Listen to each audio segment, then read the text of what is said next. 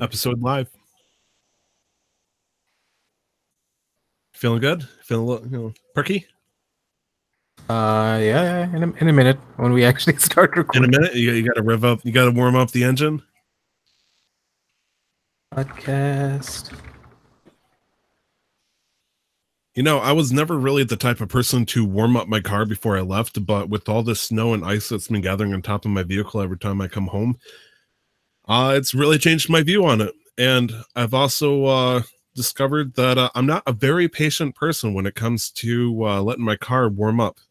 As long as I can have like little baseball size holes on the window or where I can see clearly, and I can just use that with like a tank binocular or something like that, or something to look through it, I'm good. I can drive. It's a terrible thing though.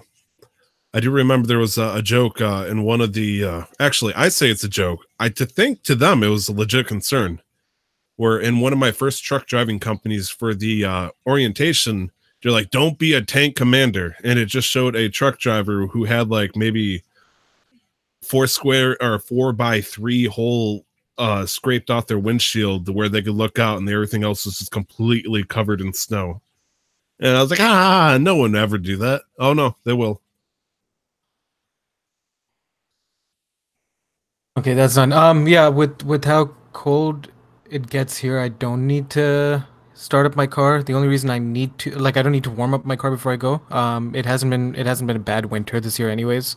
So I've not actually seen frost on my windows, which I'm thankful for because that chews about 5 minutes into my commute time, so I have to plan a little bit earlier. But also I have to warm up, at least let the heaters going a little bit because the vape fogs up all the windows and my windshield. And yeah, so I have to like let it warm up a little bit so I can actually see where I'm going. Just saying hi. Brandon's already listening onto the chat. Oh boy, Brandon's our moderator tonight. I don't know if he can actually moderate, but moderate himself, I guess.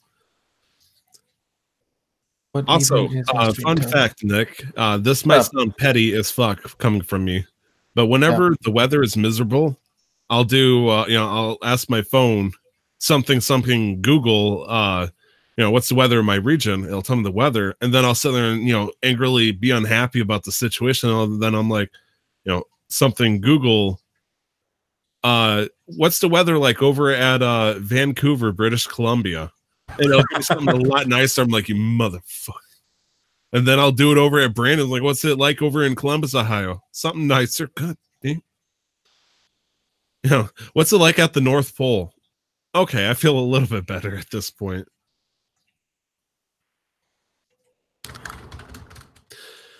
Man, it's weird how quickly I'm telling myself I'm pulling myself out of this depression I've been having. Food can do it for sure. Like good food, apparently it's like magic at this point. As we both agreed, it's been a hell of a week. It has been a week. Sorry, I was just making a command for if anybody comes in and tries to say something and I can't respond, so I can just hit it because, I don't want to break the flow when we start recording. Cool. That's cool. Oh, man. All right. You are hosting. Yes, I am. Yes, you are.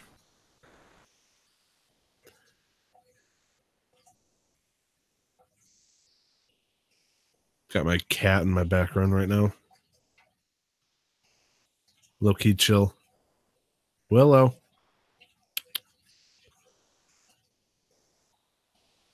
Oh, here comes the dog. Get her. Get her. Louie. I don't like my cat being a prop in the background right now. It's driving me wild. Louie, where's your toy? Get your toy. Or get her. Yeah. Oh, not my coat. Okay. Ask her it. She's now a guess. How's my voice sounding right now, audio quality wise? Is it too much? All good. Are you sure? Because much as I love doing, extra takes, it's fun. It's fun. No, you're sounding crisp as fuck, dude. Why, thank you. Sonk XX Sonka XX. What's up, dude? Oh boy. Do we got our own brotherhood? Fucking hell, you're handsome. Who, me? So I'm in this little box down here? Or are you saying, or are you, we're talking about Tyler. Talking about Park Celtic Alex. All right. Welcome, folks. Look like the type of guy to have bodies in his back. What the fuck does that even mean? Is he talking about you or me? I have no idea. And I'm assuming in his backyard. In the backyard. Okay, yeah, he said in his backyard. So just to be clear, if he's talking about I'm me, down he's here. accurate. I can give him some credit for that. This is Tyler. He is my partner and co-host of this show. Yeah, and I'm down in this little box right here. You know, always trap me in box. All right. With that being said, I believe I'm ready to go. Okay. For those who are listening right now, I just want to say this for the record. We won't be able to respond to every single thing you say. However, if you do feel like you have vital feedback or any kind of questions on any of the topics, feel free to ask. The worst thing we can do is answer him later or, say, ha, that's funny. Just because if it's a question or a comment that doesn't fit in with the flow of the show, I will read it, but I will not respond vocally to it immediately. Maybe after recording, and recording is going to take about 2 hours from now. Once we actually start, that's usually the way it goes. Yeah. Oh boy. So thank you very much for everybody coming out, hanging out, and we're about to start. Let's do this.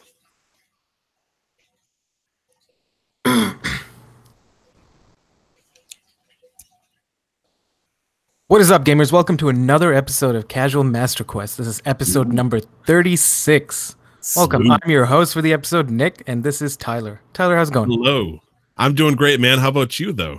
I'm doing fantastic. I'm doing all right. No, I know. We're all like all hyped up on Nitro and sugar and stuff. Like we're doing okay. It's an average week. It's it's been a week. Been a week? Yeah, it has been a week. It has been 7 days since we last recorded. It has been 7 days. 6 days. Semantics, okay? We're not going to discuss the tragedy that was the re-recording of last week. No, yeah, it happened, and then we made it through. And despite our efforts of cutting out a section, it still ended up being about an hour and a half long. I don't know how we did it. I do believe the thing that we agreed on was, we should totally make this only an hour long so we can, be respectful with each other. That did not happen at all. No, it didn't. Not a single it was brutal. But how's your week been, bud? It's been an interesting week. I'm not too proud of, talking about this kind of stuff in terms of mental health or whatnot, but a recent string of events with myself over at work has kind of put me into a bit of a depression. I'm not going to lie.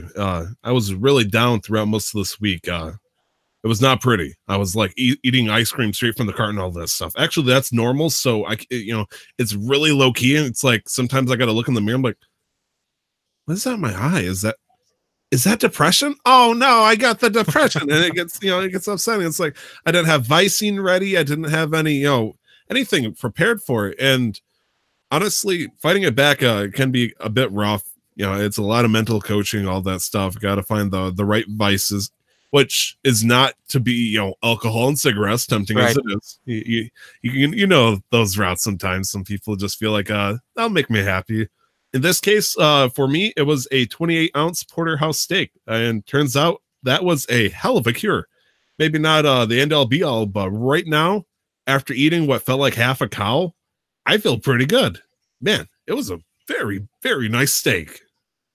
Oh, yeah. How do you get your steaks done? My steaks done, I prefer a nice oak with a good glaze, something that will really pierce the vampire's chest. Right. But right. In terms of my steak, though, there's got to be red, right? There has to be red in the steak, or at least pink. At least some pink. Yeah. Yeah, at least some pink. I'm the kind of guy that, if you say if there's the word well in your description of the steak, I get kind of like, oh, come on, what are you doing to yourself? You're just wasting a good cow. I am a medium rare kind of guy. Today I decided to get it rare, which with that much steak, I probably should have gotten medium rare because but that's over a pound and a half of moo right there. That's a lot of blood and juice. It was good. I think my tummy was like, "What are you doing, man? Did you score a kill in the wild? What happened? We're not used to eating this much." Oh man, you found a sweet potato too on your way back. It was good though. I had a very good enjoyment. It's good to start. I think everything's going back on the right track. I just need to, keep a cool head about everything. But what about you, Nick? How's your weekend been like? My weekend's been it's been all right. I gotta say I've your week had too, I suppose. yeah. See it's your weekend. My mood's been off very much this week, and I there's no reason why. I've just been upset. And I'm not talking about like I feel bad, kind of like crying, kind of upset. No, I've been like pissed. Like just anything will just kind of set me off, any kind of minor annoyance. Part of that I feel like is due to the shitty drivers I faced this week. Two in particular stand out. One of them was in the parking lot for my campus. Now imagine this. You're going down like a little grid. You're looking for parking in like a big parking lot, and I'm on. There's a turn. It's causing like a T junction right in front of me. Okay. Right, there's cars all around me, all parked, and I'm on the right side of the lane where I should be. Taking my time, looking around for a spot, and then a motherfucker in a smart car. Tyler, do you know how big a smart car is? It's about the size of an overlarge Tonka truck. Yes. Yeah, so a smart car comes out of this perpendicular lane and takes the right turn into me, but takes two whole lanes to take that right turn and almost smacks right into me. How is that even possible? I don't know how that's possible with a smart car. Like as the center line.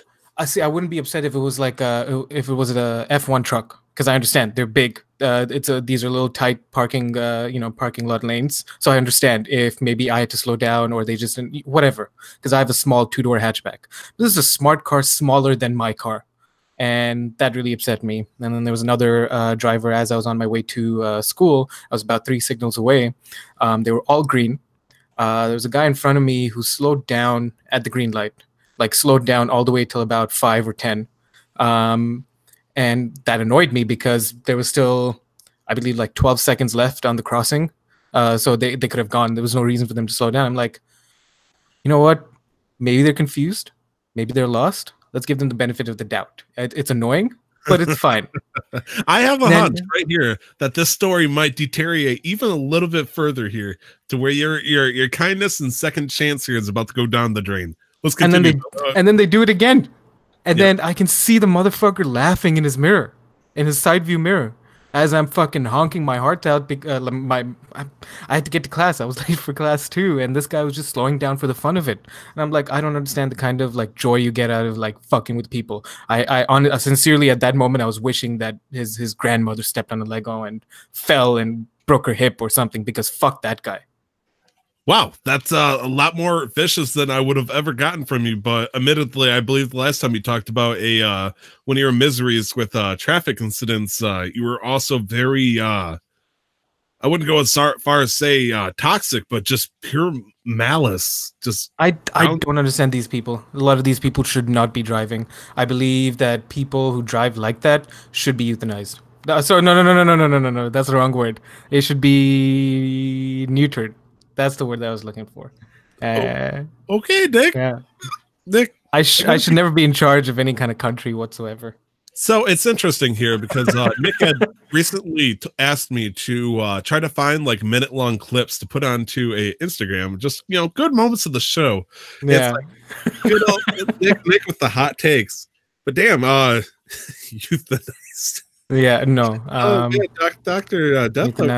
That's a little bit harsh. No, I dislike certain kinds of drivers, and it just upsets me, and I have to learn how to let a lot of that anger go, because I don't actually do anything. It just because I'm not a physically violent person. I'm not a verbally abusive person. I'll rarely ever go out of my way to verbally abuse somebody specifically. Okay. Yeah. And so I get it out by saying shit like this.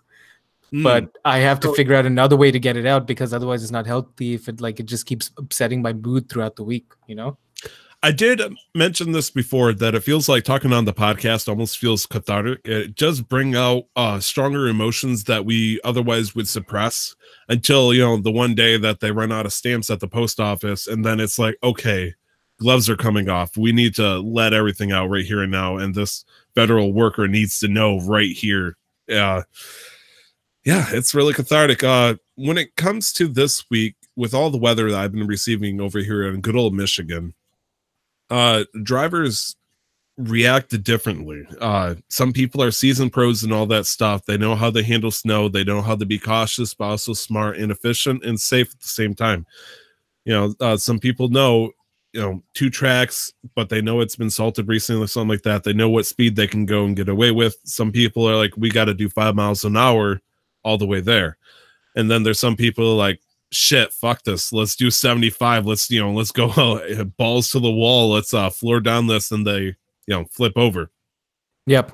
There was a couple of rough times, like I saw a semi truck apparently hit a spot of black ice, swung around, did a 180 on the highway, and then wrapped itself around the pillars that supported a bridge. Ooh. Like just wrapped itself, like it bent around this bridge pillar. And the driver was okay. In fact, he survived. I'm not sure how okay he is, but thank God. Yeah. But that it was destructive. It was vicious, and there was a lot of times where we saw people shoot past us in the passing lane that wasn't as well salted and stuff. And then 10, 15 miles down the road, we see them, sideways or spun out into the snow or whatnot. And it stinks. I was not driving, mind you, so I might have made a different decision, but we couldn't even stop or pull over, because if we did in those kind of conditions, where are we going to pull over? Are we going to pull over into the shoulder that's completely iced over and go over ourselves? Because we can't just stop in the only available lane that isn't going to offer like life or death situations. Right. And so, different reasons, but I do understand how sometimes, be safe, drivers, be smart about how you handle things, because you're holding multiple ton vehicles that can impact a lot of people's lives. And some people, they kind of, kid about and joke about it, like, haha, I'm in a car, I can do whatever I want. Yeah, you could, you could kill somebody. And that's a bit brutal, but it's just, as a professional driver, that's the way I have to see things. But not to get all dark and gloom and doom over here, but I know for sure. But like these are things that apply to everybody. Yeah. It's a heavy start to the podcast, but beyond that, Tyler, have you been? This is our gothic episode. This is our emo episode. We're going backwards in time. Dye my hair blue. Get the black lipstick, black nail polish out. Fucking go balls to the wall all the way. I left that in sophomore year in high school. Okay. Well, it's time to pick it back up. Have you been riding passenger a lot this week, Tyler? Yes, absolutely. I've spent so much time playing video games over in the passenger side. You can always tell with how many games I played or post about, because on a day where I'm driving, I'll like, I only got to play 1 or 2 games. And then during the times where I'm usually a passenger, it's like, I've beaten so many games. What am I doing with myself over here? In this case, man, I've totally beaten the hell out of 2 very well-known games, at least to me. I'm not sure, if the whole world knows about them, but I'd like to think so. The first one, and this has been long due, is Battle Chef Brigade. Now, Battle Chef Brigade, oh man, there was a point when I first got it, when it first came out, I got a free copy of it for Steam, played it, got all the way to, I would say, about 2/3 of the way with it. Was enjoying it, but I was playing it so much I kind of felt burnt out. So I was like, I'm going to take a little break. But then I accidentally took a year-long break. It was like, whoops. Right. And so I got back into it again on Steam. And it's like, man, I want to play this on the controller, and I technically can, but it just kind of feels weird. And so I thought about it long and hard over the past couple of weeks, and I decided that I got it free twice on the computer. One through, I believe it was Twitch, one through a review copy from the company. And then I decided I was actually going to pay for it, and I bought it for the Switch. And as it turns out, Battle Chef Brigade on the Switch was a very great idea. It is perfect, it is smooth, it is just absolutely everything I could ask for out of the game. Now, I would like to think that most people know what Battle Chef Brigade is, right? I hope so. Sure. Kind Yeah, of, sort of. yeah. I know about Battleship Brigade. It's It's an that action. game, dude. I mean, the main crux of the game, yeah, the main focus where you actually, play when you get into Battle Chef Brigade. It is, it's a battle-like setting where you're getting fed one of three elements. Where the judge is like, oh, I want a dish that has fire elements in it. And Puyo Puyo. When I say the words Puyo Puyo, people hopefully know that I'm talking about the blob colored blocks that you toss together and whatnot. You're doing Right. that with this, except you're going out and hunting monsters, in this little backyard area of this arena, killing them, taking their meats and body parts and other goody goodies, tossing into a pantry, and then you're essentially playing a Puyo Puyo game where you're setting up your own pieces, which are pieces of the monsters you've destroyed. And so in this case, there's either going to be fire, water, or earth for the Puyo Puyo pieces. You put them together. In this case, you want to get as much fire as possible while also getting the ingredient that they request as the main meal. Like they'll be like, I want dragon. And the person that does the voice acting for that character, oh man, I can't remember. I think his name is Common. That's Camin. He is fantastic as a voice actor. Bless him. And so trying to cook and doing a battle sequence where you're trying to dodge monsters' attacks and whatnot, and then turning it into a puzzle set piece while trying to gather up a score and beat a clock and beat the other opponent. It is so good. It's almost intense. It like, I'm not good with clocks, Nick. Like, No. you give me a 10-minute clock with a 2-minute task, I will panic. But this puts on the heat, all pun intended, and it's so nice. And so I finally beat the game. It wasn't as long as I was expecting it to be after I replayed it for the third time, but it was a good, fun game, Nick. How many hours do you think you put into it on the Switch? I would say just a little bit around 10 hours at the most. Okay, and you were like going hard as fuck into playing the game, like finishing up. I was powering through it. Okay, yeah. And I do believe it just came out recently. There is a new section or DLC of sorts. It was technically a Kickstarter thing by Adult Swim, and technically Adult Swim. I believe that is the publisher, but the developers were putting out like, oh, if we get this amount, we'll release this character as a side thing. In this case, it was Ziggy. Ziggy is one of the characters from the game who is a very witty and very hilarious necromancer type character. Okay. Who couldn't give two shits about the tournament that's going on, but he wanted to have fun with it. And everybody loved him. And they had a DLC or a Kickstarter goal back in the day that they were able to have him as an optional character to play on later. So I'm hoping to look into that and give that a shot because I feel like that's going to be even more fun and dialogue that I need. Because you could simply just cook. There's daily cook-offs and fun that you could have that isn't campaign based. So I'm looking to do that because I don't want to put it down and give it up. But it's one of those games where it feels like you beat it and you're done. And that stinks because there's so much more to be had out of it. I feel like the replayability on that is real. Battle Chef Brigade. Yeah, Battle Chef Brigade. Are you okay there, Nick? Yeah, no, I'm okay. I was just looking to make sure that everything's okay. So Battle Chef Brigade, you were talking to me about Destiny Child. Destiny a lot Child, this yes. week. Yeah. Oh boy, I have spoken like this weird wise hentai sage that I was. Not hentai. Eki. It's family friendly of sorts, if you will. Right. Sure. So without any the line between family friendly and hentai with that game is very thin. By the way, it can barely hold it. Just as thin as it's like the buttons just barely struggling to hold together the blouses of those young women. So Destiny Child, not to be confused with Destiny's Child, which is a popular girl band, I believe, back from the 90s or 2000s.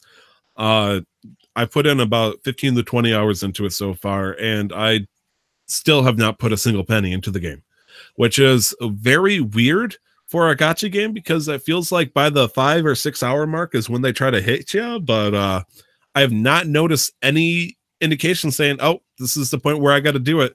I got to start coughing up money. Otherwise, I'm not going to make any progress.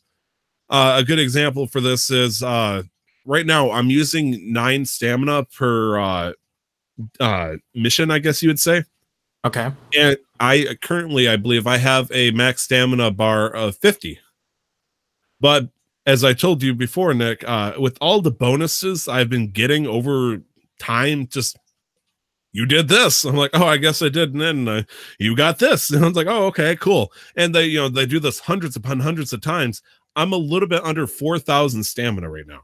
So I could do a mission, I think, just over 400 times. And I'd still be fine at this point. And it's like, I could play as much as I want to. I can play until I just burn out. I would guess like another 15, 20 hours before I run out of stamina. But by that point, I think I would have done so much in that time. I would still get more stamina to keep playing. I think. Have you hit a paywall? I haven't. No, that's the weird part. It's like, okay, they tease you with the whole crystal thing. Crystal's obviously the premium thing. Right. You spend that, you get rerolled 10 childs, which are the name of the characters that will fight on your behalf in this RPG wave-based game. However, every single time, like after like an hour of playing, they'll get like, oh, you did this, you completed this task, you completed this task, and there's like 5 or 6 different task givers that will automatically like count shit for you. And so I have no idea what's going on most of the time. All of a sudden they'll tell me, hey, you won something. Good job. Here's 400 crystal. Here's 500 crystal. Wow, good job. Here's 1,000 crystal. And it's like, what am I do it? I guess I spend this? Sure. Yeah. I'll spend it. And they just keep overloading me with all this cool shit. I have no idea why. It's imagine being just a happy, content puppy, and all of a sudden everybody just keeps coming up with you with kibble and treats and all this stuff, and it's like, okay, yeah, sure. Should I sit? Should I shake? Nope, just give me a treat. Okay, yeah, treat. And it's just, they're just overloading me. And at this point, hell, okay, you ready for this big one yesterday? Ready for it. I have no idea why.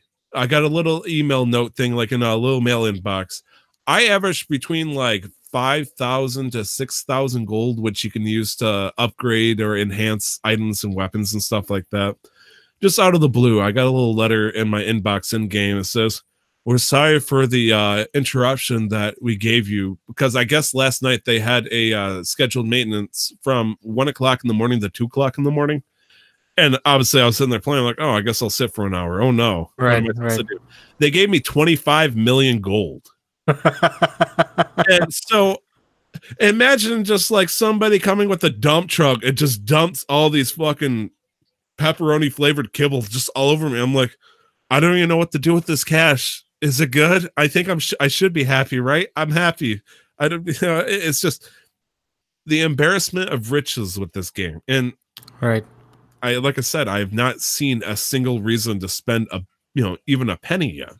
The only thing that I've hit wall-wise was I was playing so well and good that getting campaign-wise into the next world, that's like, oh, you need to be level 25 to enter this world. I'm level 21. So it means, oh no, with my 4,000 stamina, I'm going to have to do missions and level up my characters to be even stronger. So by the time I hit 25, I'm going to have some OP motherfuckers ready to obliterate any foes in my way. And so technically it's like a pause threshold, which is really weird, but at the same time, it allows me to explore different things, because I would estimate they have about 12 different things I could look at that isn't the campaign for this little fun adventure. You can do a PvP style Devil Rumble. You can do a side campaign, which they just introduced yesterday, called A Promise Between Two. This game has introduced Hatsune Miku. They did a fucking crossover with the Vocaloid Hatsune Miku. I mean, it's like, why? Because we fucking can. This is the most ambitious crossover event of 2019 so far. Yeah, it's up there. Yeah. And so one of the the childs that you can summon now is fucking either Snow Miku, who I believe is a support attacker, or I think it's attacking healer. Someone, because healers usually either heal and then heal stronger. Hatsune is a bit of a hybrid where they can do different. and I'm not sure what actual Miku, like the Voiclade looking motherfucker, can actually do, but it's pretty brutal. I would love to have her on my team, brutal.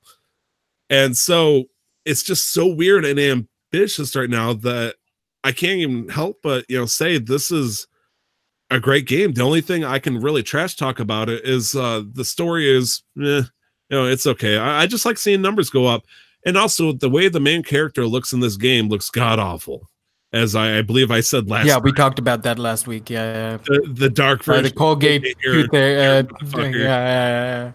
So my best friend Brandon picked up this game yesterday. He's played a few hours into it today. When it comes to gacha games, getting like a 5-star character in this situation is a 3% chance on a random given roll.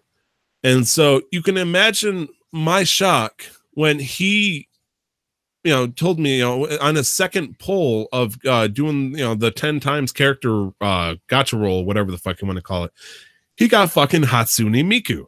3% chance. Meanwhile, I've been playing for 15 to 20 hours, and I've seen diddly shit in regards to that direction. So I'm a little salty. Well, that's RNG at its finest. At its fucking finest, too. And there is a campaign where if you do this and you do that, you can automatically get it. But I'm estimating between 10 and 15 hours of gameplay is required just to get that far. And that's a hell of a jump. So good on him for getting that. I've gotten enough good RNG that I've been handed everything hand over fist, just absurd amount. It's like I said, an embarrassment of riches. It's been a good time. And honestly, if anybody's looking for a game just to waste time on your phone, Destiny Child, I think that's the game. That's the go-to. Yeah. If you like the waifu battle simulator, I think this is the next big game to play. Like Fire Emblem Heroes, step aside. We got a new child in town. All right, well, you heard it here first. What else you been working on? I beat Tomb Raider, Shadow of the Tomb Raider. All right. What's the next game? I don't know what to tell you. It's done. It's done. What's your final verdict? How has it changed from the last time we talked about Shadow of the Tomb Raider? I didn't see as much of the glitchy or wonky gameplay as it did originally that broke the game pretty much. There was a couple of times with moving around, especially on walls and whatnot, where I don't even think the game knows what it wanted at the time. It's like, I want to jump across and grab it. So, I hold left, I press X to jump. It launches me to the right for some reason because the camera was like at the wrong angle or something like that. Right. And it took some frustrating times. The final boss fight was a bit weird and almost legendary compared to realistic, but in comparison to the first Tomb Raider game where you're fighting off Queen Himiko, I believe it was, it's not completely out of the way. It was just weird because I beat it, I won a 5-minute credit scene, and then boom, you're done. And it's like, oh, by the way, you can go back and do anything you want, but that section is now locked out for good. So enjoy the game. And it's like, I won't touch it. I'm good. Oh, I know the publisher Enix, but who are the devs for? Crystal Dynamics. Crystal Dynamics. Honestly, I'm curious as to what happened that dropped the quality of the game so much. I mean, it feels like the first game obviously would have been the Big Bang that got everybody's interest. And it just feels like it was a good, solid game that would have been just fine on itself. It wasn't for the fact that, Square Enix loves money. So and the second game wasn't like, I feel like the second game, it didn't really do much to improve like mechanics or gameplay wise on its predecessor on the first one, but it just maintained the kind of like story intensity, new areas explored, the tombs and stuff. So I feel like it did okay there, and it still remained like the first game would have been I'd give it a 7.5 out of 10. I feel like the second game kept it at a solid 7, and then it just tanked with Rise of the Tomb Raider. I totally understand, man. I think they wanted to modernize it in a way that people felt like it was keeping up with itself with a progressive age versus the ye old Tomb Raider with pyramid boobies and all that stuff, which they did offer the chance to play as that if you wanted to in this game. That was interesting. Right. So if you want to play in 60, I think that was a pre-order.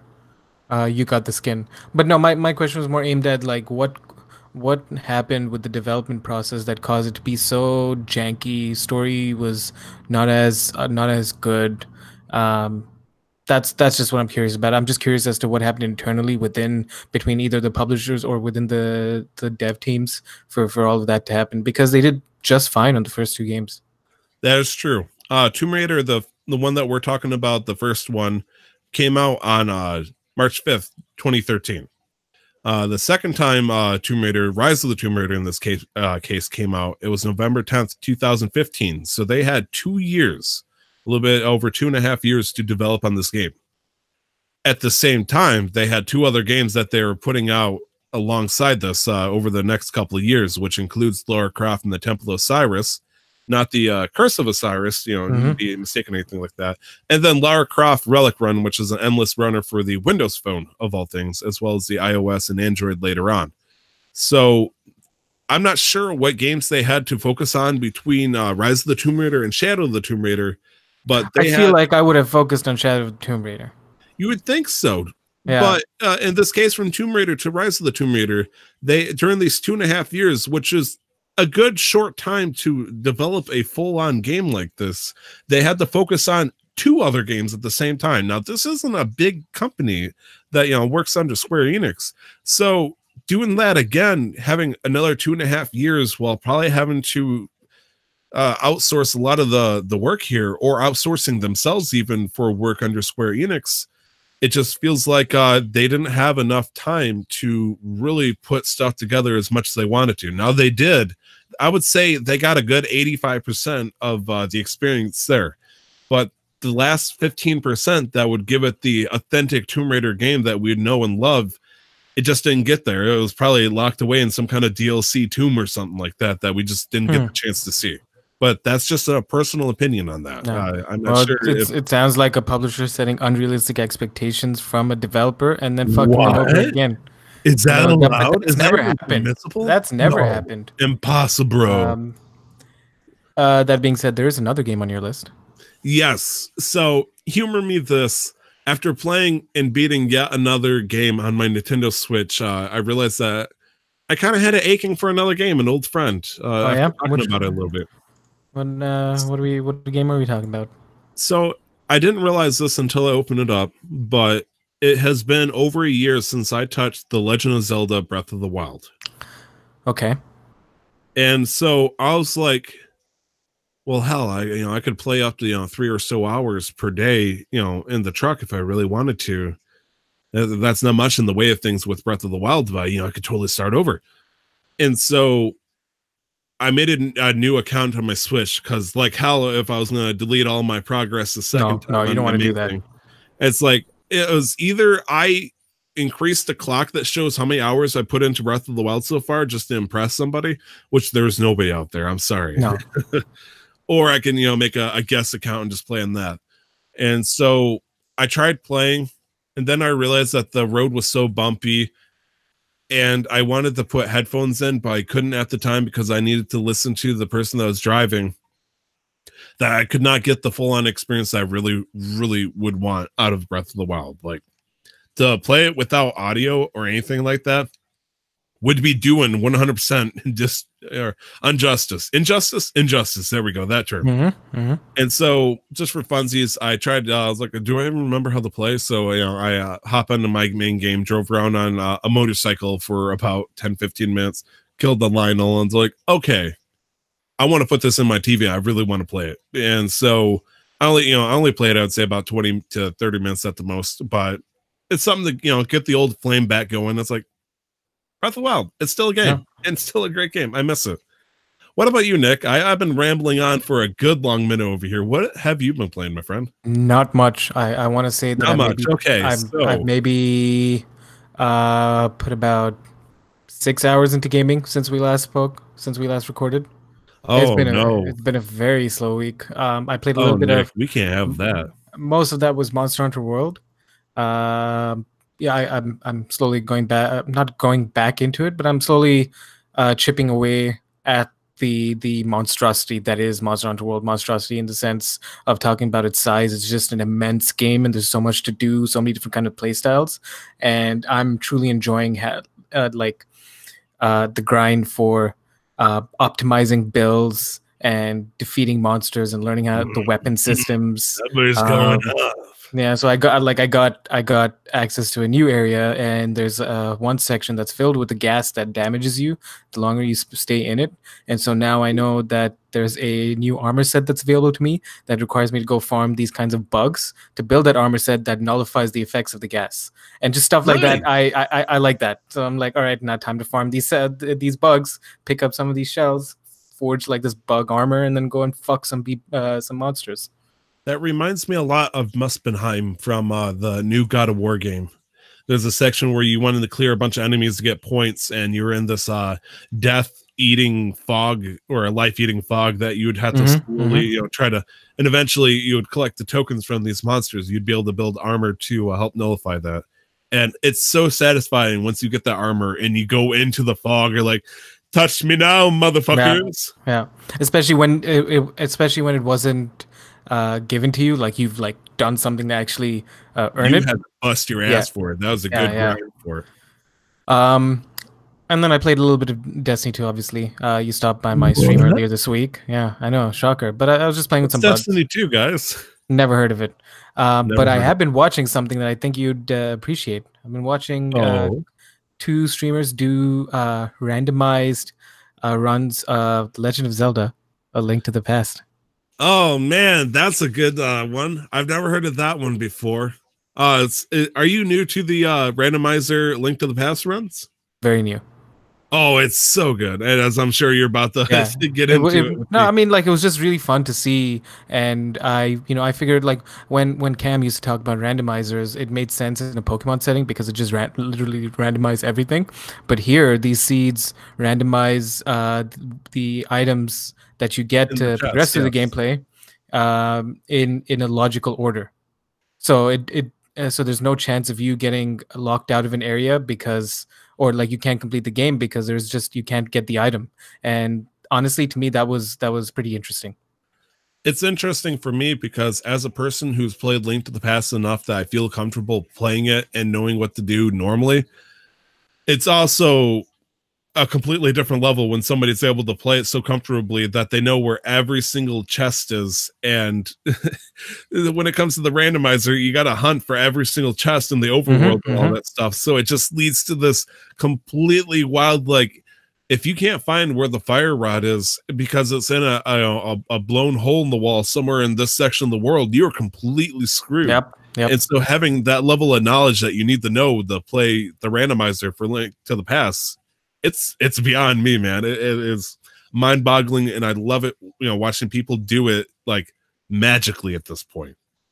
That being said, now, and I feel like there's a little bit of a sore spot between the two of us when it comes to like Zelda of any kind.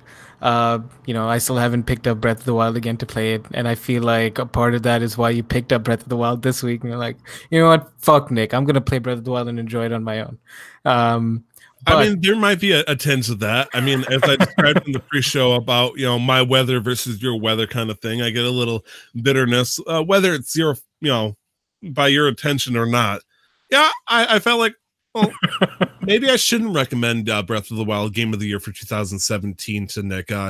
Maybe I should try it for myself just to remind myself, maybe it wasn't that great of a game. And then I played, 20 minutes and I realized, the fuck you doing, Nick? I want to play A Link to the Past. Oh, now you want to play fucking Link to the Past? You want to play? Listen, I didn't fucking grow up on these games, so let me explore these games at my own pace. And I really want to play A Link to the Past. It looks just like a normal run. It really looks good and looks really expansive for a game from 1991. It was for sure, with its color palette, one of the most colorful games for the. It looks beautiful. Music is fantastic, but also just how to the kind of depth that you can go to, like finding the items, exploring, powering up, exploring the dungeons. It's something else, dude. I honestly, I was amazed watching people these two streamers play through it. It was fantastic. But yeah, no, I do want to bring up something from coming over on my end of the chat box here. Brandon my best friend, would like to point out that there is in fact a Link to the Past and Super Metroid randomizer. I'm sure you remember talking about this before. Where you would play both Link to the Past and Super Metroid to find randomized items for each separate of the game. So if you wanted the boomerang, you could potentially have to go over to the Super Metroid game and find it over on Samus's end. It would get sent over to Link to the Past, and Link to the Past would find the ice. So it is crazy. So, so these streamers, they're using a extension that controls, that allows chat to control the randomizer, or like what happens within the game. And so I didn't actually catch those runs, but basically chat could either make or break the game for you. And it was two streamers, Professor Broman and King Italian, that were going up against each other. They were just, it was a randomizer race, like a randomizer run of Link to the Past, and it was a race between the two of them.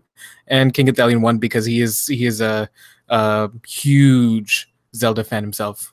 But no, it's fun. I truly enjoy watching it go through, and it has a simplicity that is it's a very strange combination of simplistic elements to the gameplay, but enough depth where that a lot of games are lacking currently.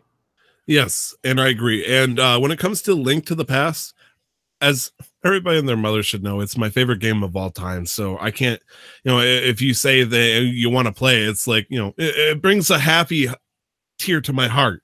I mean, I got the freaking tattoo of when he first gets to Master Sword in the game. It's beautiful.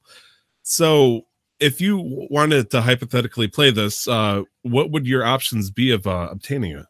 I feel like an emulator. Okay. I do believe it might have come out for the 3DS. I could be mistaken on that. But if you were to say want to stream something like that, unfortunately, emulation. I'd have to, oh man, I would love to watch you play Link to the Past. I feel like that would be 100% in the game.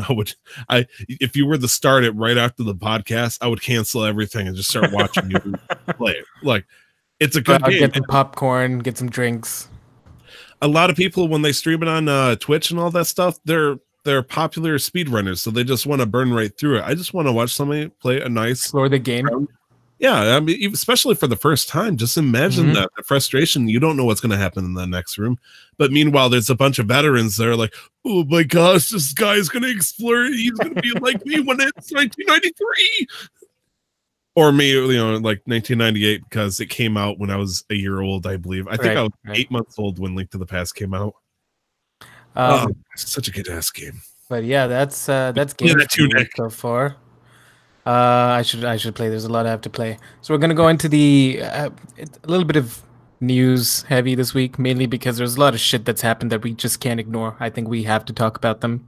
A lot of things have come to our attention that, as Nick says, we can't just leave it to the wayside, topical or not. No. So starting off, we're gonna go in order of lightest to heaviest, or least fucked up to most fucked up, because oh boy, I don't even know which way this goes at this point. Go ahead, Nick, take it away. Which one are we looking at? We're gonna start with the Machinima article. Are you okay? Were you ever a big Machinima fan? There was a lot of videos that were made by the various creators that were for Machinima that I would really enjoy watching. Usually skits or just popular information that would come in on it. But overall, it's like I didn't live or die by it. I was more of a Rooster Teeth kind of guy, but that's perfectly fine. Machinima has been there since the beginning. It's kind of like the grandfather of video game, entertainment of sorts. Were they the ones responsible for, or at least sponsoring, the studio that made Red versus Blue? Rooster Teeth is the company that's in charge of that. I'm not sure if Rooster Teeth has any connections with Machinima, but there's a good possibility. So, just reading through this article, just so everybody's clear. This is an article that comes from The Verge, written by Julia Alexander. Machinima went dark as of very recently, as of maybe like a day ago. Just all the episodes, everything was deleted because they were bought out by a different company. They were bought out by a company called Fullscreen Media. And we're not really sure what's going on, because a lot of the people who were working under Machinima were basically let go without any warning, and a lot of people have not been paid. A lot of people have gone into the dark in regards to this. One of the people that is one of the creators for Mishimana reported having to contact several different venues to see whether or not they lost their position or their paycheck way of life with Mishimana after it's been transferred over to Fullscreen. And one of the reporters or the people that they contacted said, "No, you're still working for Mishimana. Just wait a minute." Everything gets transferred over to Fullscreen, and Fullscreen's like, "Hey guys, we don't have anything to say, but the next few months are going to be awesome." And it's like, okay, what about your technical employees at this point? It feels like you're missing a lot of information that should have gone to everybody very well in advance. Like maybe there might not be employees, but at the very least, they're considered contractors. So what the hell happened here? It sounds like people wanted money to exchange hands as quickly as possible before they realized that there might be some value loss over the situation, and the value being, human people that are trying to make a lifestyle out of this. It's based on the article, from what I understand, with the way YouTube does its monetization, or at least what's happening in this case, because all of these different creators, or as Tyler put it, contractors were under Machinima, it was easier, and Machinima has been doing this for forever. They already had a contract or deal of sorts with YouTube, so everything was already pretty much monetized. So it was a simple thing of just giving payouts to the people who were making videos for them. But now that a lot of these people might have to or already have gone solo, making their own YouTube channels, it takes a while for the monetization to kick up again. And for people who depend on this kind of income, it's completely disrupted their lives, because monetization can take anywhere from a couple of hours, depending on how much pull you have, to a couple of weeks. And so, yeah, 2019 starting off with some real scummy practices. Very, very shady at the very least. There is no mention as to how much the sale of Mishimana to Fullscreen got whoever actually owned it originally, which I'm not sure if it even says here who owned Mishimana at this point, because no. It does at some point, I believe, or I could have been wrong when I was reading through it. But I mean, at this point, does it really matter? No, I just want to name that person as a scumbag right now, but that's just a person. Oh, okay. No. They list a company, but they didn't list a particular name. Yeah. So somebody at Mishimana forgot to contact the dozens to hundreds of people that like to create for this company for $1, and just kind of swept the rug right under them. Fantastic, good job. Yeah, and to add in a comment from my end of the chat, one of my really good friends, also Brandon, says, "Sounds like life," which is a sad reality for a lot of people in a lot of different situations. If that is life, to where you can't do your job without any kind of job security, the idea of thinking that you are doing perfectly fine and then just being told you have nothing with us anymore, like just over something that isn't their own fault. Yeah, it's really shitty. It was good enough that the person in charge of it wanted to make even more money by giving up responsibility, and just kind of, it was a big failure of communication all around. So I'm sorry for the creators for Mishimana. I hope you find a good solo background, and you're always welcome to reach out. Now continuing the trend of shady / scummy. Do you know who else has been up to some shit, Tyler? I mean, is it in your top 5 least favorite publishers? Do you want to guess who's number 1 on that position? Always, perpetually. Let's see. I believe we said Ubisoft was number 5. Sure. Number 4 was Bethesda. No, I think it might have been Square Enix, and number 3 was Bethesda. Number 2 was guessing Activision.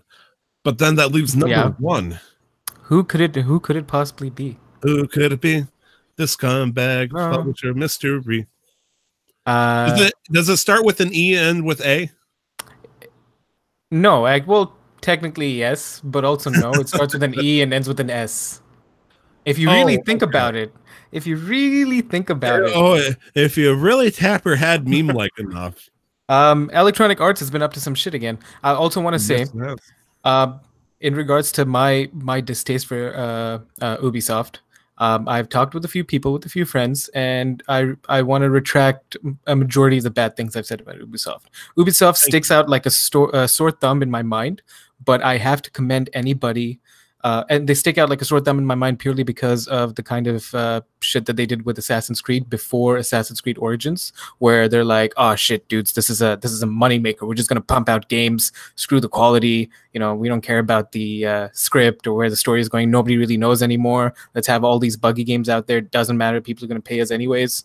So the Assassin's Creed line is always gonna franchise is always gonna stick out, but to see in this day and age, to see a publisher slash developer stick with games that didn't do so great, figure out how to make them better, and then push through is commendable. They did that with Rainbow Six Siege, For Honor, and The Division.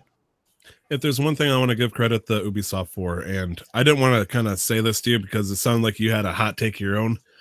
I really do like Ubisoft as a big publisher. Now, granted, they don't always make the best decisions, but in terms of the big five we just listed there, they, to me, feel like the most emotionally connected to the player base, which Agreed. sounds weird, I admit it.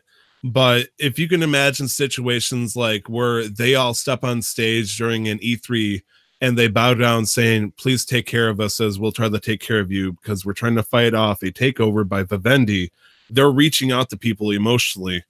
You can also remember the time a couple of years ago where Mario plus Rabbids Kingdom Battle came out, where they announced Ubisoft working with Nintendo to make a Mario-based, XCOM style game. Mm-hmm. And the tears going down I believe it was the community manager's face, being so happy that everybody had cheered him on. Because when people heard about Ubisoft teaming up with Nintendo like this, they got booed hard. They were scared. And the moment they showed this trailer and all that, people lost their minds. They turned around on it 100%, and they're like, "Holy crap! Ubisoft made a good Rabbids game that people could enjoy." Because let's be real, Rabbids is like the de facto evil, horrifying version of what the fuck is called Minions. Yep.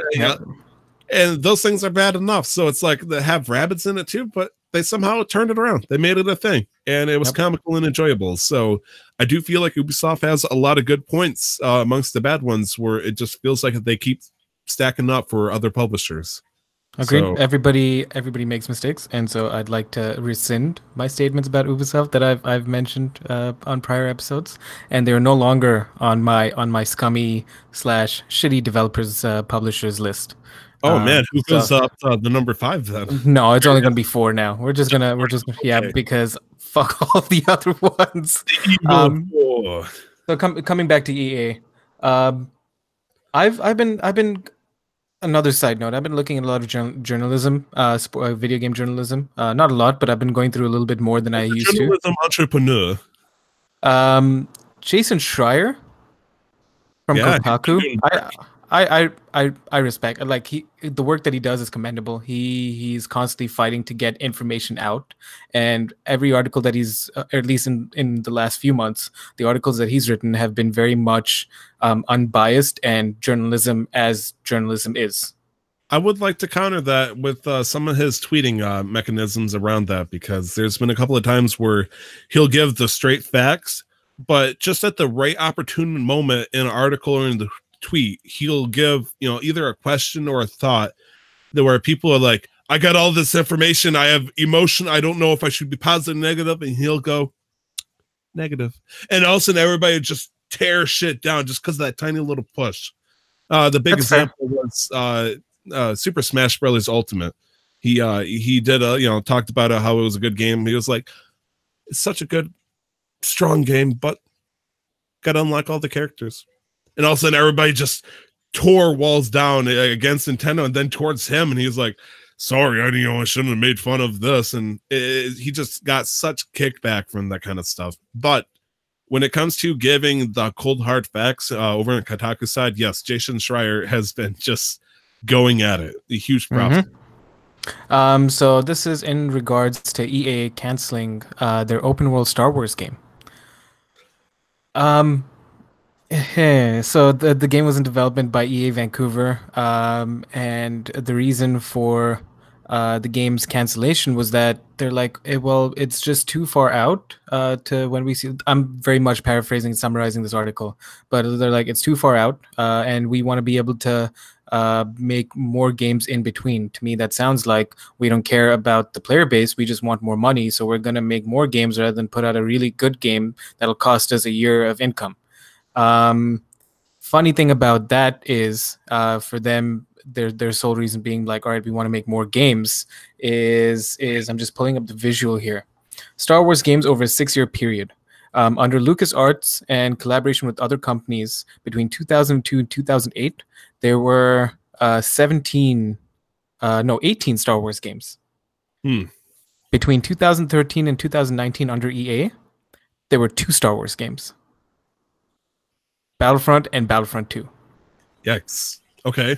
And the latter of which, as we know, was one hell of a shit show, not because it was a bad game, but because of all the microtransaction pushed hard by EA.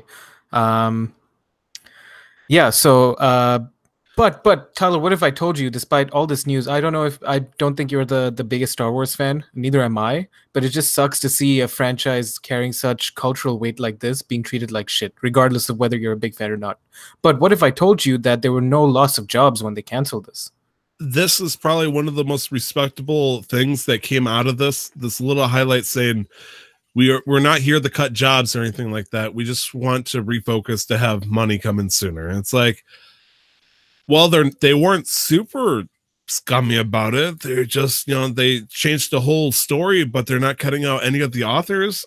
That's good, I guess. We just have a lot of people. I guess it's just that what this sounds like to me is that we have billions and billions of dollars. We have all this capital and we want more. So I don't really care about the players. I just want to make more games to get more money regardless of what the quality is like, and I want to push more at microtransactions instead of let's think about the consumer in the long run, because that's going to be more beneficial to us as a company and also our image as a already like rocky image, like really shaky image as a company. Why don't we think about the consumer, put out this really nice open world Star Wars game that we promised and we know that they're going to enjoy, and let's do that because we have all this capital that's going to last us till then. Okay. I just for the record, I want to clarify some numbers. EA right now, as of 2018, I know it's 2019, but it's been a month, has a net value with revenue rolling around everywhere of $5.15 billion, which is quite a bit. Not way up there as much people would think. You'd think that they would be up in the 10s and 20s, but they are fairly up there. At the same time, the moment I saw this situation, the whole article, it was, I'm not even sure if this is a word, incendious. It was incendiary to me, because if you think about this story trails all the way at the beginning to one of my favorite companies getting shut down, Visceral Games, which I'm sure you know, Visceral Games is in charge of Dead Space. So you can imagine back in the day when I was told that Dead Space 4 was not going to happen because they were focused on the Star Wars. I'm like, fine, maybe after the Star Wars game. Then the company gets shut down completely. That hurts my soul right there, because I don't know what that even means at that point. And then it gets over to Vancouver. Vancouver, has been trying to work hard on it, but then that's gotten, screwed over just now. And so I this might be self-serving, but I'm already salty that the fact that we lost Visceral Games over this kind of game that never end up happening. So I'm sure there was other various reasons, but just that alone is just, but what if I also tell you that Respawn Entertainment, that was bought up by EA a little while ago, that made Titanfall 1 and Titanfall 2, where Titanfall 2 was pushed to release earlier than they should have. Not that it was an incomplete game, but and this is highly speculation, mind you, and before we get lost, where it was released alongside Battlefield 1 in order to tank its sales so that they'd lose stock so that EA could buy them. And now they're just sitting there twiddling their thumbs, and EA is like, listen, I know you're working on Titanfall 3, but we're going to make you work on this other Star Wars game right now so that we can get them out by the end of the year. And to me, this sounds just like a rushed development process of a publisher that wants more money. It's suspicious as all fuck, and it's really grimy. Just, the way we're painting the picture, it's gonna naturally sound grimy, but just like the more you think about it, the more it's like, okay, cool. We're big company wants bigger money. It's like, you know, man shouts at cloud and sky. It's like, okay, cool. That's all I'm getting out of this. I'm like, the flicker in my eyes, the life in them is starting to go gray at this point. It's like, whatever. I don't even care anymore, Nick. It's EA. Yeah, 100%. I am very much biased, but my bias comes from the facts. And so anything that I report or at least talk about, for the most part, I hope, unless I make a mistake and then I'll make a retraction. But I haven't made a mistake yet, or at least not long term. Knock on wood. I'm losing track of this, but I will say this: I predict that Titanfall 3 will not happen, and I predict that something's gonna happen to Respawn that we're not gonna like by the end of the year. I can see that. I can see that. I feel like that's a fair prediction. I agree. I don't think Titanfall 3 is gonna happen. Which breaks my heart because Titanfall 2 was fucking fantastic. I love that game. I also think that Star Wars Battlefront 3 is gonna get scrapped, and not to like completely gone, but it's gonna get like bare bones stuff, like bare minimum. It's like, we're not gonna give you any of the fancy like campaign or story missions or anything like that. You're gonna get exactly what you'd expect in your online thing, almost a la was it Call of Duty that just came out? I'm trying to remember if it was Call of Duty or Battlefield that just completely scrapped out the single player campaign, just 100%. That was Call of Duty. Call of Duty. Okay, I feel like they're going to do something like that, just even further. Just make it bare bones. We're going to give you 5 different play styles, and one of them's going to drop 100 stormtroopers from the sky, and that's pretty much going to be it. Also, I'm surprised you didn't put Epic into the. Epic is Epic really grimy? So I guess they wouldn't earn that number 5 place in terms of scumbag. No, Epic. I've not seen them do anything shady. I just question their choices when it comes to balancing their game. But beyond that, like, they have their Epic Store, which gives back more to the developers, which I think is a good thing, especially for indie developers who already get shafted by Steam Steam taking about 20, 25. I can't remember the exact number, but a large chunk of their earnings when they do so much work in comparison to a lot of the AAA titles that have, you know, at least 100 people working on this stuff. It's almost like we're begrudgingly recognizing that they're doing good things. I mean, no, I've never had any problems with Epic. They put out one of my favorite franchises ever, Gears of War, and Fortnite. I feel like I treat it as its own identity. Marketing team is fantastic. They did a good job at some aspects of the game. It's just I don't like the game, but there's nothing scummy about Epic. I've not felt anything shady. Epic done anything shady, doing anything shady. Fair enough. One more point I did want to make in regards to EA. The Disney the Star Wars contract lasts till about, I believe the number that I saw somewhere, the year that I saw was 2023, and so I feel like it's a waiting game for Star Wars fans now, especially the ones who loved I think it was Knights of the Old Republic. That's one of the most revered Star Wars game. Yes. And so it's really just a waiting game now, so that Disney or whoever owns the rights for the video games gets full control back. Because let's assume it is Disney. The amount of money these games are likely bringing in, Disney is not going to be too upset about what's happening, I feel like, because Disney is known to change copyright laws that suit them when they feel like it. That is true. And Disney, maybe not quite like the level of video game companies, also like money. So they're probably getting so much money in different directions, especially with the Star Wars license, that they're willing to, you know, let a couple of things slide as long as it suits them in the long run. So I could totally see that happening. So moving on from EA, we have our last news article, and this one's a bit of a rough one. Tyler, do you want to lead us off into it? It's interesting. The company Gearbox, the lawyer, now ex-lawyer, Wade Callender, the CEO, Randy Pitchford. I'm going to give you 3 words to remember, folks. Callender, aka the very vengeful lawyer. You got Pitchford, the corrupt CEO of the company, and then, of course, the company known as Gearbox. Now, Gearbox has been working on a lot of games. The most notable one recently, I believe, was Borderlands 3. Is that right? Oh, no, we don't know if Borderlands 3 is even happening. Nobody's confirmed anything, but they definitely ported it to something else recently. Oh, yeah. No. In all, like, I know my voice sounded a little sarcastic there. They haven't confirmed anything but Borderlands 3. We're all hoping that they are working on Borderlands 3, but we don't know what's going to happen now after all of this. So previously, and we didn't talk about this personally, Gearbox had slapped the lawyer Callender with a $300,000 lawsuit. Apparently, the company lent him a bunch of money. He was not paying it back. There's a bunch of other things that he was kind of doing that seemed kind of shady. And so he got hit with that. In this article, the lawyer is now sending back a $12 million shout out saying, hey, you screwed up and you took money that did not belong to you. And he's filing a lawsuit. It's not saying specifically for how much, but the main concern is over a $12 million bonus that came from I'm trying to remember, I think it was Take-Two specifically.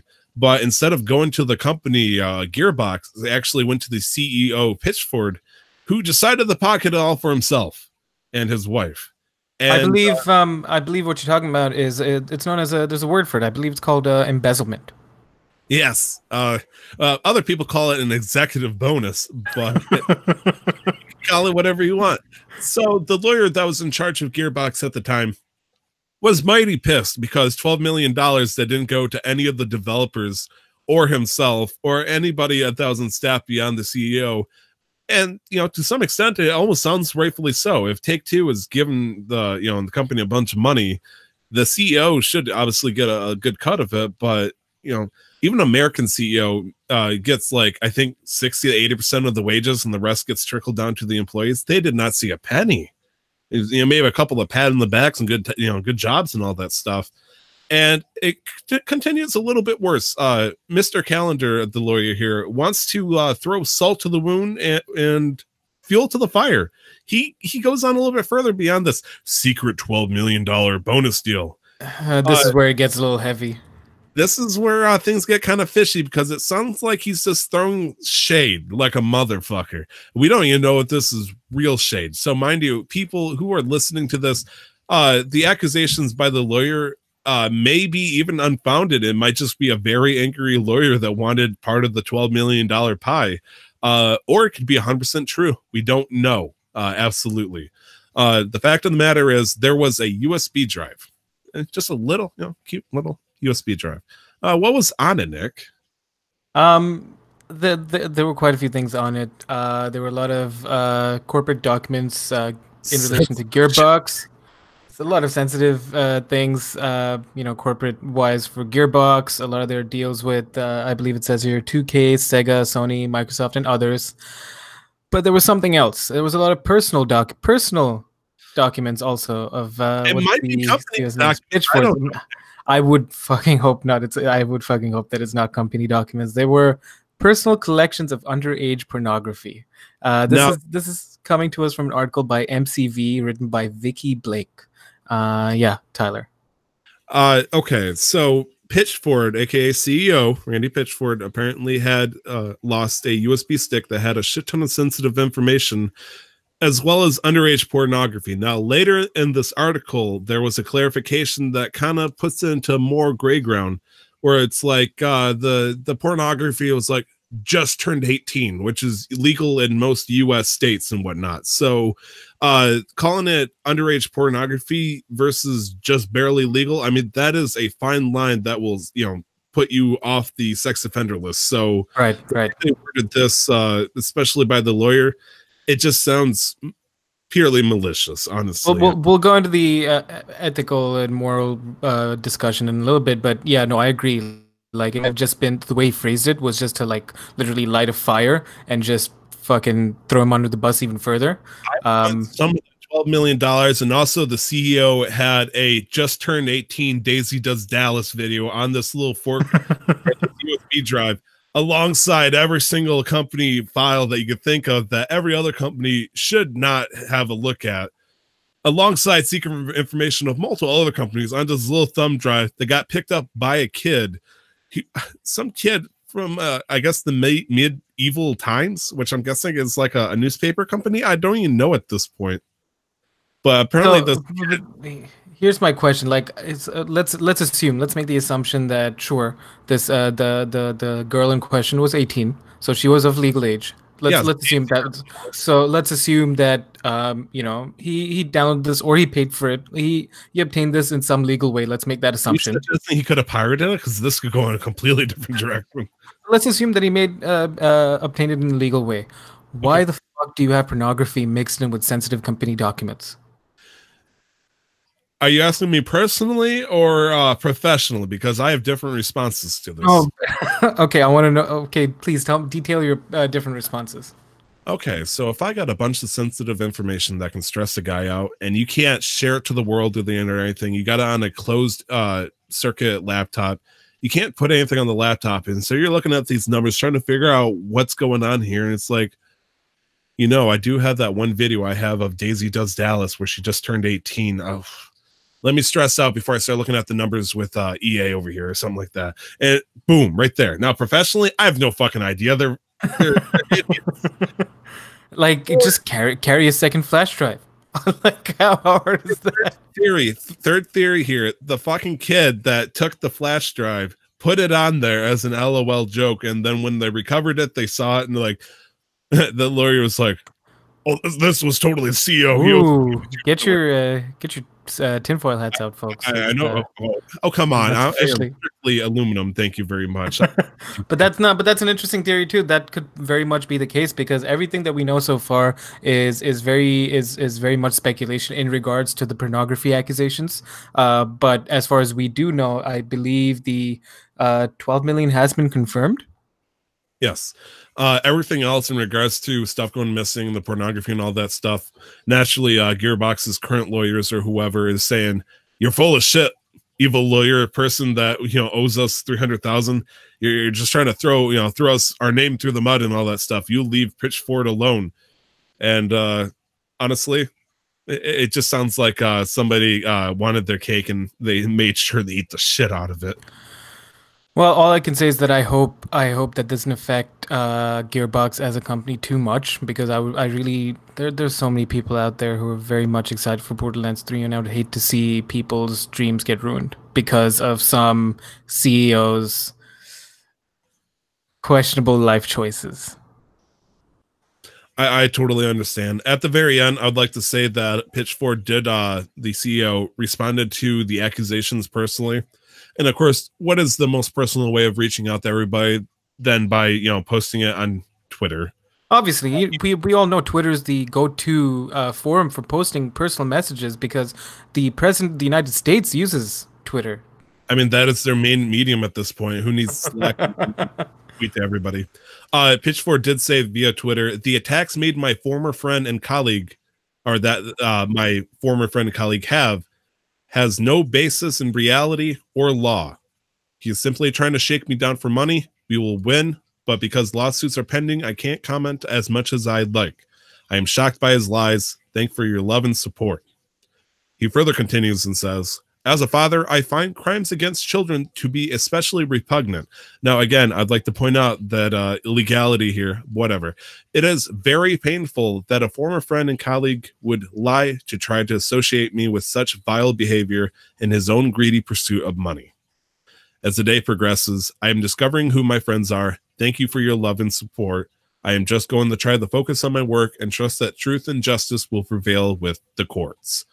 And so it sounds like Pitchford has no fucking idea what happened there, what he's talking about, why somebody. I mean, it's kind of embarrassing enough that he lost a USB drive full of that kind of information. It might be outdated. We have no idea. But to supposedly have Daisy Does Dallas, sorry, I'm making up cities and names at this point. But no, innocent until proven guilty. I'm very much a believer of that. But also, these kinds of accusations are enough to harm Gearbox's stock and possibly put a damper on development. And I hope that doesn't happen. At the end of the day, I hope nobody has to lose jobs over one CEO slip-ups if he does turn out to be proven guilty of whatever these accusations are. We'll just have to wait and see. We just needed to talk about it. I do have one final question in regards to this article. All right. If this does go to the courts, do you think Gearbox subpoenas Daisy from Daisy Does Dallas to confirm whether or not she was 18 at the time of the filming? I believe if it actually goes to court and if the lawyers work hard enough and they find any plausible evidence that he's actually guilty, I feel like Gearbox would abandon him to save their own face, so it wouldn't matter at that point. Oh man, that's vicious. But okay, fair enough. Daisy from Dallas, or whatever your real name, or from question. I don't know how you'd know what if you were on that USB drive or not. But please come forward. Tell us the truth. We need to understand. Yes, we're very appreciative of any kind of exclusives that we get here. So, reach out to us. You can find us at casualmasterquest@gmail.com or on our Twitter at masterquestpod. Early shoutouts. All right, so we're gonna move on, lighten things up a little bit. Topic of the show today, and I wrote this little ditty here. Not a little ditty, but a little line here. Everyone was so concerned as to whether or not a ditty is like a little jingle. But then I realized it's not like a jingle. It's just a line. We're so concerned as to whether we can or cannot. Nobody stopped to ask if we could.